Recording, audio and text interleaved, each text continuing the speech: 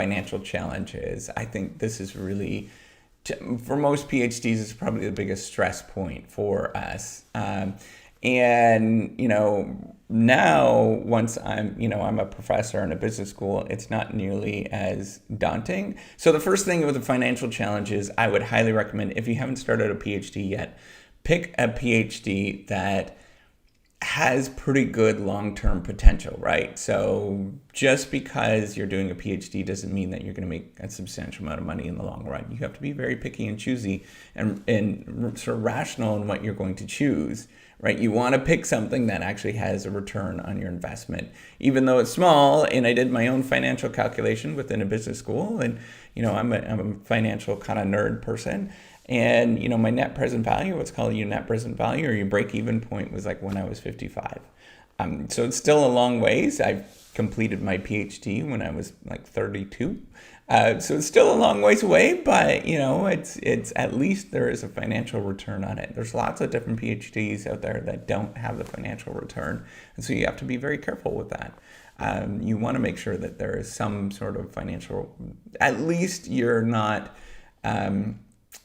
you're picking something that actually can help you in a lot of different ways, not only sort of motivation wise and doing something that you love to do, but also sort of in the financial sense, right? So you don't want to pick a PhD where you end up going to be making $25,000 a year. That makes no sense, right? Like that's a really tough gig. By doing that, you're going to have to probably exit that PhD or that career eventually anyways. You just truly would have to, because you need to survive within North America on that salary, right? So you would find other careers that were much more prosperous. So just think about that. But the biggest thing for financial challenges, first of all, you can sort of find things that you can meaningfully leverage from what you're doing, right? So finding little tiny tasks, and I'm saying talking little, a day or two here, a couple of days here that you can leverage. Generally, those are really hard to find, though, so I wouldn't recommend doing that so much. The best possible thing that you could do in terms of getting a financial return or to solve your financial challenges, just get your PhD done. Just get it done and get out there and start working. That's going to give you your best return on your investment.